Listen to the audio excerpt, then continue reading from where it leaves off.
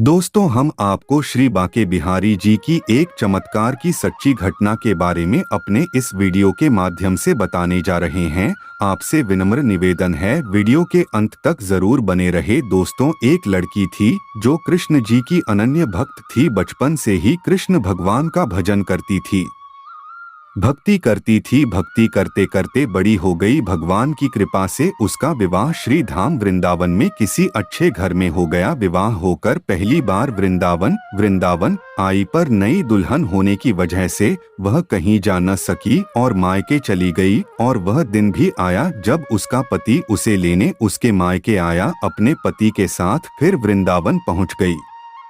पहुंचते पहुंचते उसे शाम हो गई। पति वृंदावन में यमुना किनारे रुककर कहने लगा, देखो शाम का समय है, मैं यमुना जी में स्नान करके अभी आता हूँ। तुम इस पेड़ के नीचे बैठ जाओ और सामान की देखरेख करना, मैं थोड़े ही समय में आ जाऊंगा।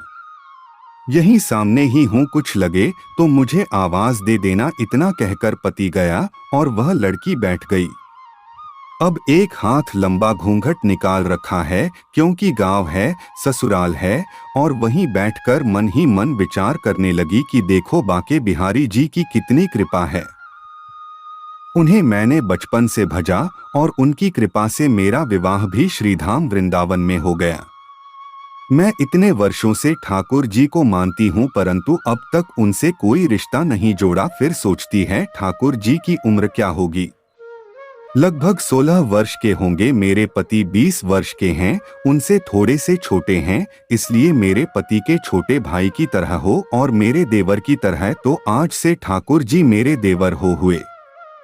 अब तो ठाकुर जी से नया संबंध जोड़कर प्रसन्न हुई और मन ही मन ठाकुर जी से कहने लगी, देखो ठाकुर जी, आज से मैं तुम्हारी भाभी और तुम मेरे देवर हो गए। अब वह समय कब आएगा जब तुम मुझे भाभी भाभी कहकर पुकारोगे। इतना सोच रही थी, तभी एक 10 से 15 वर्ष का बालक आया और उस लड़की से बोला, भाभी भाभी। लड़की अचानक अपने भाव से बाहर आई और सोचने लगी कि वृंदावन में मैं तो नई आई हूँ, यह भाभी कहकर कौन बुला रहा है। नई थी इसलिए घूंघट उठाकर नहीं देखा कि गांव के किसी बड़े बूढ़े ने देख लिया तो बड़ी बदनामी होगी।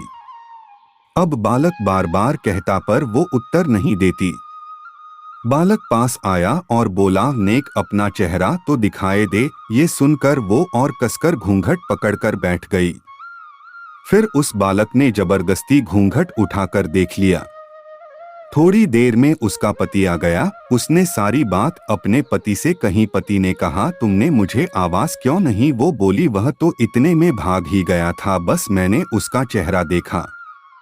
पति बोला, चिंता मत कर, वृंदावन बहुत बड़ा थोड़े ही है, कभी किसी गली में लड़का मिल गया तो हड्डी पसली एक कर दूंगा।